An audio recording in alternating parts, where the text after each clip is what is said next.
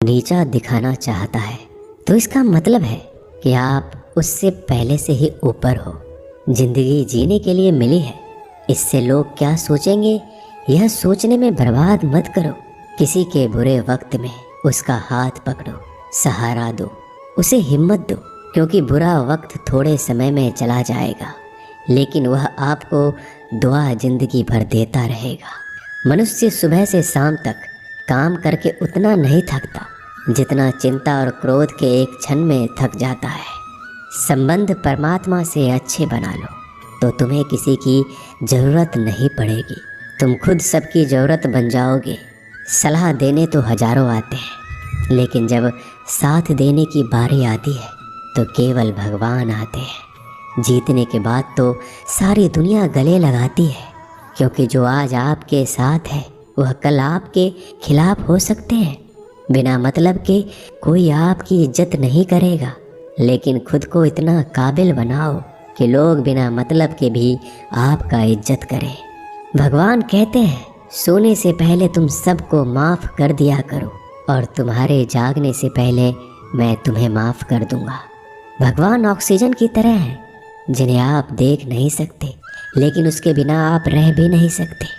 कोई और तुम्हारी मदद नहीं कर सकता, अपनी मदद स्वयं करो। आप खुद के सबसे अच्छे मित्र हैं और सबसे बड़े दुश्मन भी। इंसान तब समझदार नहीं होता जब वह बड़ी बातें करने लगे, बल्कि समझदार तब होता है जब वो छोटी छोटी बातों को समझने लगे। आप किस समय सही थे इसे कोई याद नहीं रखता, लेकिन आप किस समय गलत थे ये सब याद रखते हैं। सब दुख दूर होने के बाद ही मन प्रसन्न होगा, यह आपका भ्रम है। मन प्रसन्न रखो, सब दुख दूर हो जाएंगे, ये हकीकत है।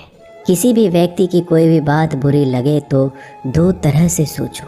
यदि व्यक्ति महत्वपूर्ण है तो भूल जाओ, और बात महत्वपूर्ण है तो व्यक्ति को भूल जाओ। रिश्तों का संबंध सिर्फ रक्त से नहीं होता, जो मुसीबत में हाथ थाम ले उससे बड़ा कोई रिश्ता नहीं होता।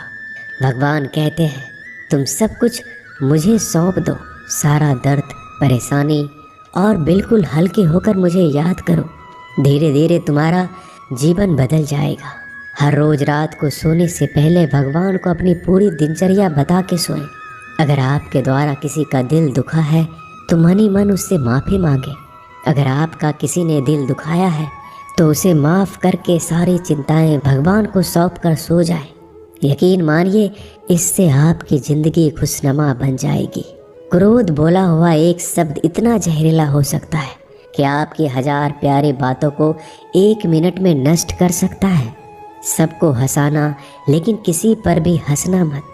सबके दुख बांटना लेकिन किसी को दुखी मत करना। सबकी राह में दीप जलाना लेकिन किसी का दिल जलाना मत। यही जीवन की रीत है, जैसा बोओगे वैसा ही पाओगे। दुआएं और प्रार्थनाएं असंभव को भी संभव बना देती है। ईश्वर को ना हमारे तन की ज़रूरत है ना धन की, उसको तो बस पवित्र मन की ज़रूरत है। इसलिए वो हमें कुछ भी छोड़ने के लिए नहीं कहता, बस कहता है बच्चे मन से विकार छोड़ो, गंदे विचार छोड़ो। जो आने वाला है वो हमेशा गुजरे हुए कल से बेहतर होगा। यही एक सोच आपके जीवन में कभी निराशा नहीं होने देगी।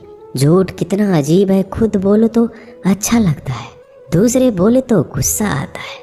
खुशियाँ चाहे किसी के साथ भी बांट लो, पर गम हमेशा भरोसेमंद इंसान के साथ ही बांटना चाहिए। जीवन में समय चाहे जैसा हो, परिवार के साथ रहो तो सुख बढ़ जाता है, दुख हो तो बढ़ जाता है। सच्चा मित्र वही है जो उस समय में भी आपके साथ खड़ा हो जब सारी दुनिया आपके खिलाफ हो। आपके पास जितना भी है उसके लिए बार बार दिल से धन्यवाद कहें, हर वक्त कहें। यकीन मानिए जितना भी है वो जल्दी कई गुना हो जाएगा। प्रार्थनाएं और ध्यान इंसान के लिए बहुत ज़रूरी है, क्योंकि प्रार्थना में भगवान आपकी बात सुनते हैं और ध्यान में आप भगवान की बात सुनते हैं। श्री कृष्ण से कितना कुछ छूटा, पहले माँ छूटी, फिर पिता छूटे, फिर जो नंद किशोर मिले वो भी छूटे, संग साथी छूटे, राधा भी छूटी, गोकुल छूटा, फिर मथुरा छूटा। श्री कृष्ण से जीवन भर कुछ न कुछ छूटता ही रहा। नहीं छूटा तो वो था देवत्व, मुस्कान और सकारात्मकता।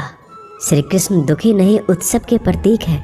सब कुछ छूटने पर भी कैसे खुश रहा जा सकता है, ये श्री कृष्ण से अच्छा कोई नहीं सिखा सकता। इसलिए हमेशा खुश रहें, सदा मुस्कुराते रहें। जीतने का मज़ा भी तभी आएगा जब लोग आपके हार का इंतज़ार करेंगे। गीता में लिखा है, यदि कोई आपको अच्छा लगता है तो अच्छा वो नहीं, अच्छे आप हैं, क्योंकि उसमें अच्छाई देखने वाली नज़र आपके पास है। अपनी पीड़ा के लिए संसार को दोष मत दो, अपने मन को समझाओ। तुम्हारे मन का परिवर्तन ही तुम्हारे दुखों का अंत है। सोच और नीयत अच्छी रखिए, फिर आपके कष्ट प्रभु स्वयं दूर कर देंगे। याद रखना, भगवान से कभी उम्मीद छोड़ना नहीं और दुनिया वालों से कभी उम्मीद रखना नहीं। सुख दुख एक सिक्के के दो पहलू हैं। जहाँ सुख होगा वहाँ दुख भी होगा, जहाँ दुख होगा वहाँ सुख भी होगा। इसलिए सुख दुख के बारे में बिना सोचे निरंतर अपने लक्ष्य को प्राप्त करने के लिए प्रयास करते रहना चाहिए। एक बात हमेशा याद रखना, किसी के सामने गिड़गिड़ाने से ना मोहब्बत मिलती है ना इज्जत। इसलिए अपने स्वाभिमान को जिंदा रखो। कोई अगर आपकी किस्मत में होगा तो आपके पास खुद ही चल कर आएगा।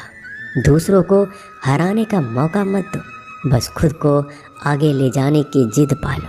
कभी हार ना मानने की आदत ही एक दिन जीतने की आदत बन जाती है।